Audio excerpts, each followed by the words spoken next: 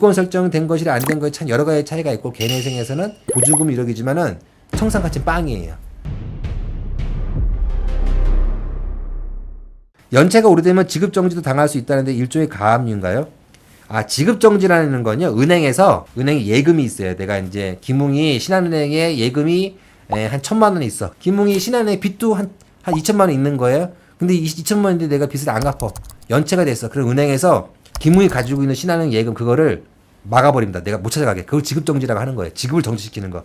은행에서 자기 은행에 있는 돈, 받아야 될 김웅의 돈 못 가지게 막는 거. 그걸 지급정지라고 합니다. 내가 신한은행에 1,000만 원 예금이 있는데 내가 신한은행에 빚이 있어. 빚이 있는데 신한은행 빚은 내가 밀리진 않았어. 근데 다른 은행에 빚이 있는데 그게 연체가 됐네. 장기적으로.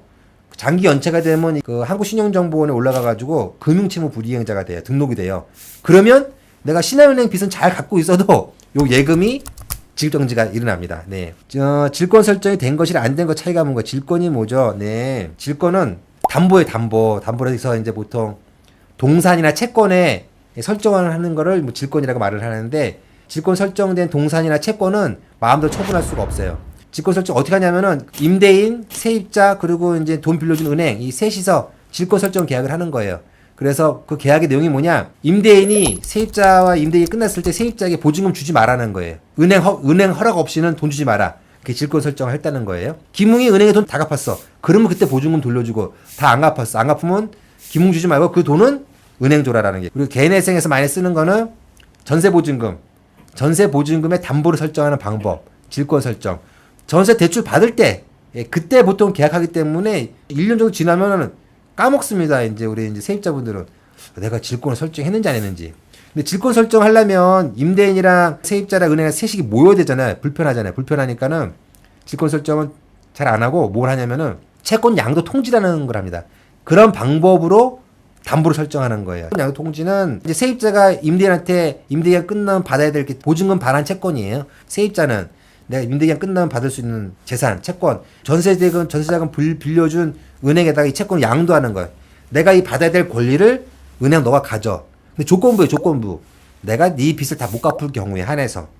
갚으면 이 채권 양도 효력이 없습니다. 그럼 요거는 이제 은행이랑 나 둘만 계약을 맺으면 되는 거예요. 채권 양도 통지 계약서에 세입자가 채무자이면 세입자죠. 사인만 하면 돼요. 그러면 그거를 은행이 임대인한테 내용 증명으로 보냅니다. 임대인 딱 받아보면서 이 채권이 양도됐구나. 알았어. 나 임대기간 끝날 때 은행 허락 없이는 이 돈을 보증금을 이 세입자에 돌려주면 안 되겠네. 돌려줬다가 나중에 은행에서 돈 줘 그러면 이중으로 배상을 해야 되는 거예요. 임대인은.